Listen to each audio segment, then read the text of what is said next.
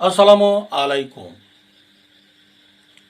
Diabetes, হৃদরোগ এবং cancer প্রতিরোধে শাকসবজি ও ফলমূলের ভূমিকা সম্পর্কে সংক্ষিপ্ত আলোচনা নিয়ে আপনাদের সামনে হাজির হয়েছি। চ্যানেলটিকে সাবস্ক্রাইব করে সাথেই থাকুন পরবর্তী আলোচনা সবার আগে পাবার জন্য।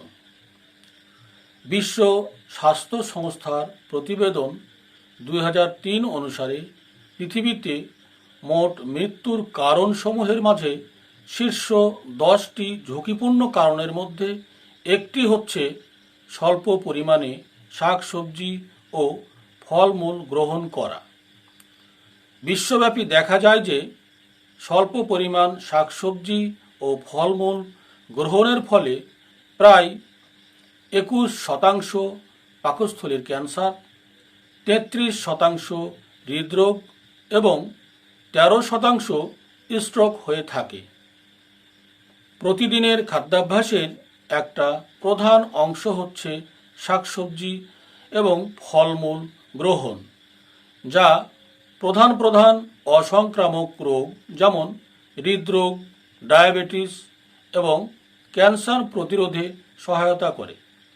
বিভিন্ন প্রকার শাকসবজি ও ফলমূল খাওয়ার মাধ্যমে পর্যাপ্ত পরিমাণ অনুপুষ্টি, আঁশযুক্ত খাবার ইত্যাদির চাহিদা মেটানো যায় এবং প্রচুর পরিমাণে শাকসবজি ও ফলমূল গ্রহণ করা হলে তা শরীরে অতিরিক্ত চর্বি, চিনি ও লবণ কমাতে সাহায্য করে।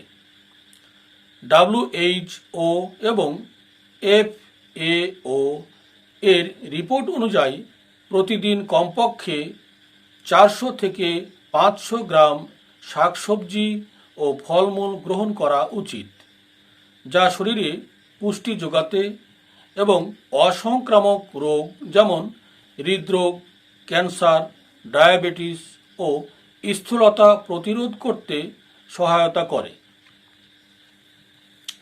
প্রিয় দর্শক, আপনাদের স্বাস্থ্যের জন্য উপকারী অবশ্যই 3টি টিপস আপনারা মেনে চলতে পারেন। নাম্বার 1, ক্যালোরিযুক্ত ফাস্টফুড খাবার পরিবর্তে বাসায় শাকসবজি ও ফলমূল খাওয়া উচিত।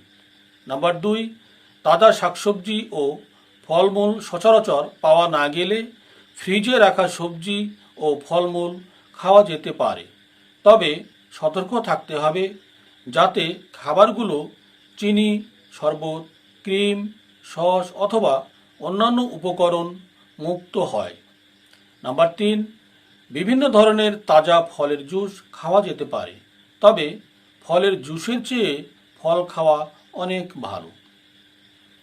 আপনাদের সবার সুস্বাস্থ্য এবং দীর্ঘায়ু কামনা করে আজকের সংক্ষিপ্ত আলোচনা এখানেই শেষ করছি। ভালো থাকবেন সবাই। আসসালামু আলাইকুম।